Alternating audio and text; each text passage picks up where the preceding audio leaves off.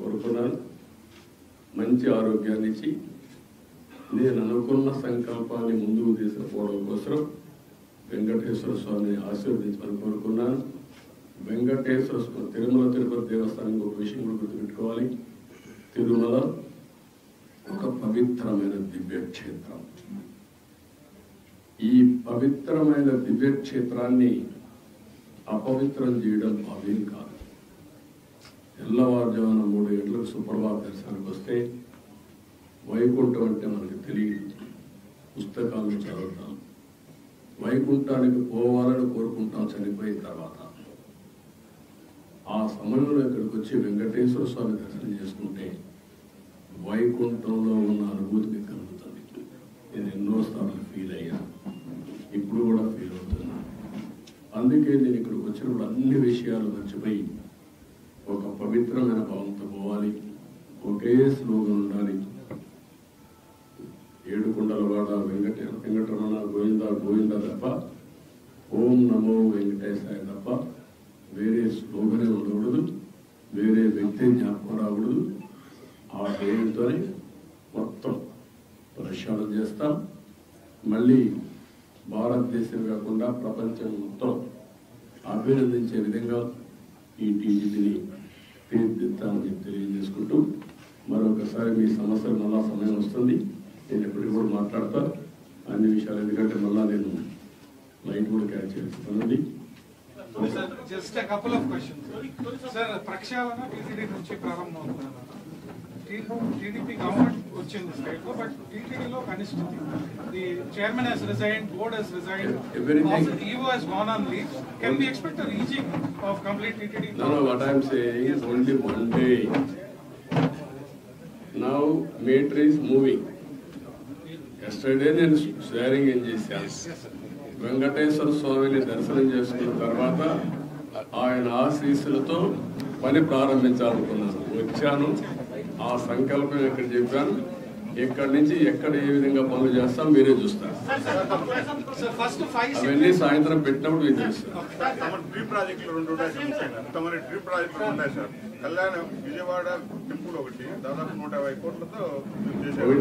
అది ఒకటే కాదు, చాలా ఉన్నాయి. అన్ని విషయాలు మాట్లాడదాం, అన్ని మాట్లాడదాం. అవన్నీ ఉన్నాయి.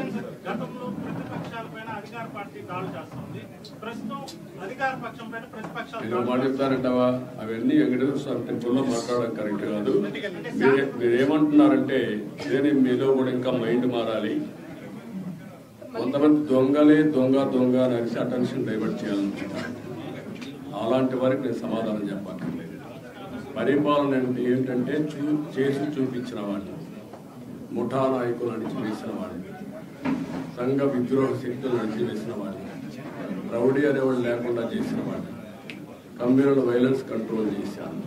తీవ్రవాదుల మీద పోరాడితే నేనే ప్రాణాన్ని ఇచ్చుకున్నాను. అదే మరి రాజకీయ ముసుగులో నేరస్తులను కరెక్ట్. ఆ విషయం గుర్తుపెట్టుకోండి.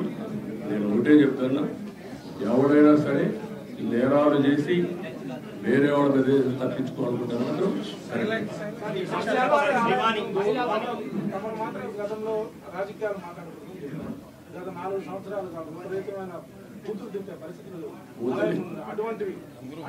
ఒకటే కాదమ్మా. నేను కూడా ఇక్కడికి వచ్చినప్పుడు ఓట్లు అడగడానికి కూడా వీలు లేని పరిస్థితి. ఎలక్షన్ అప్పుడు కడవప్పుడు నేను ఎప్పుడు రాజకీయం చేయలేదు. అలాంటివన్నీ చూసాం. అది ఒక పీడకలగా మిగిలిపోవాలని కోరుకుంటున్నాను.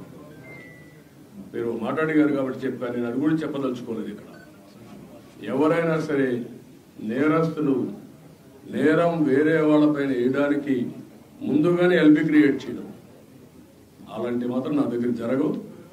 Be clear. ఎవడైనా సరే నేరస్తుల్ని నేరస్తులుగానే చూస్తా. రాజకీయ ముసుగులో కూడా వీళ్ళు నేరాలు చేయాలని మనం కుదరదు. కమర్షియలైజ్ చేసే కదమ్మా, కమర్షియలైజ్ చేశారు. వెంకటేశ్వర స్వామి టెంపుల్కి వస్తానే కొండెక్కతానే ఏం కనపడాలి మీకు? పవిత్రమైన భావం రావాలి. ఈ పవిత్రమైన భావం రావాలంటే ఇక్కడ అడుగడుగున ఆ పవిత్రమైన భావం రావాలంటే ఆ మూమెంట్ కనపడాలి. క్లీన్గా ఉండాలి, భోజనం కూడా ప్రసాదం కూడా నీట్గా ఉండాలి, విపరీతమైన రేట్లు పెంచకూడదు. వెంకటేశ్వర స్వామి దగ్గరకు వస్తే దర్శనం బ్లాక్ మార్కెట్లో టికెట్లు అమ్ముకోకూడదు. ఒకప్పుడు మీరు గుర్తుపెట్టుకోవాలి, నేను ఇక్కడికి వస్తే ఎంత క్లీన్గా పరిశుభ్రాలు ఉండేటో చూశాను. నేను కొండపైన పెద్ద ఎత్తున గ్రీనరీ పెట్టి, పెద్ద ఎత్తున ఔషధాల ప్లాంట్స్ అన్ని పెట్టి ఇక్కడికి వస్తే లైఫ్ పెరగాలని ఆలోచించాను. అలాంటివన్నీ కూడా మీరు గుర్తుపెట్టుకోవాల్సింది. ఒక దివ్య క్షేత్రం చేయాలంటే ఆల్ ఆస్పెక్ట్స్లో కాన్సన్ట్రేట్ చేయాలి. అదే చేశాం. ఇక్కడ ఒక దాన్ని ఏమన్నా నాకు అర్థం కాదు, కానీ ఒక వరస్ట్ ప్లేస్గా తయారు చేయాలంటే ఏ విధంగా తయారు చేయాలో అన్ని తయారు చేశారు. ఎవరెన్ని మాట్లాడిన లెక్కలేతనం వచ్చింది. గంజాయి, అన్ని మత ప్రచారం, లేకపోతే లిక్కర్, నాన్ వెజిటేరియన్, విచ్చలబెళ్ళితనం, ఇష్టానుసారంగా వీళ్ళ యొక్క పైరులకు కేంద్రంగా తయారైపోయింది. వెంకటేశ్వర స్వామిని ఊరూరు తిప్పేశారు. మీరు గుర్తుపెట్టుకోవాలి, దేశంలో ప్రతి ఒక్కరికి ఒక ఆలోచన ఉంటుంది. ఆలోచన ఏంటి? వెంకటేశ్వర స్వామి అంటే ఒక పవిత్రమైన భావం, దేవుని కృప కావాలి. అలాంటిది పెళ్ళిళ్ళు జరిగినా, పేరెంటాలు జరిగినా వెంకటేశ్వర స్వామి తీసుకుపోయి వైరల్ చేసుకోవడం ఏంటంటే ఇది విన్నారా ఎప్పుడన్నా? పట్టింది అంటే వెంకటేశ్వర స్వామిని మీ స్వార్థం కోసం అమ్మతారా? ఇష్టానుసారంగా పదవులు ఇచ్చుకుంటారా? మీరు పదవులు ఇచ్చేది ఎందుకు? ఆ పదవి ఇచ్చి ఆ పదవి ద్వారా మీ యొక్క కోర్టు కేసులు లేకుంటే మీ పనులు చేసుకోవడానికి ఎక్కడికి పోయారు మీరు? ఏమయ్యారు మీరు? అంటే వెంకటేశ్వర స్వామి, నేను ఎన్నోసార్లు చెప్పాను, గుర్తుపెట్టుకోవాలి మీరు మళ్ళీ ఒకసారి.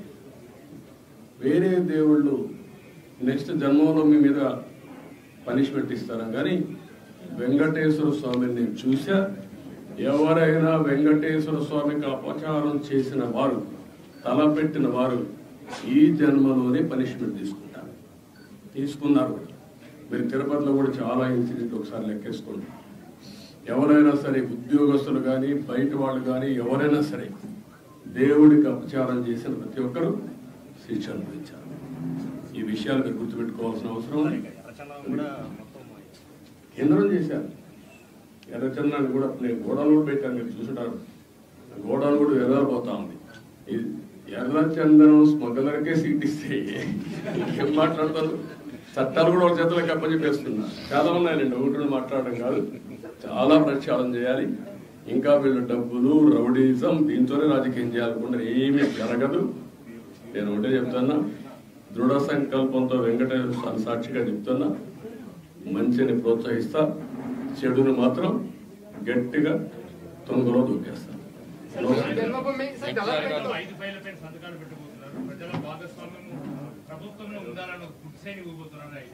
చెప్తారు కదా, అన్ని చూస్తారు కదా, మీరు అన్ని చెప్పాల్సిన భోంచే ముందు రుచేందుకు కాదు. నేను ఒకటే చెప్పా, 1.0 చూశారు,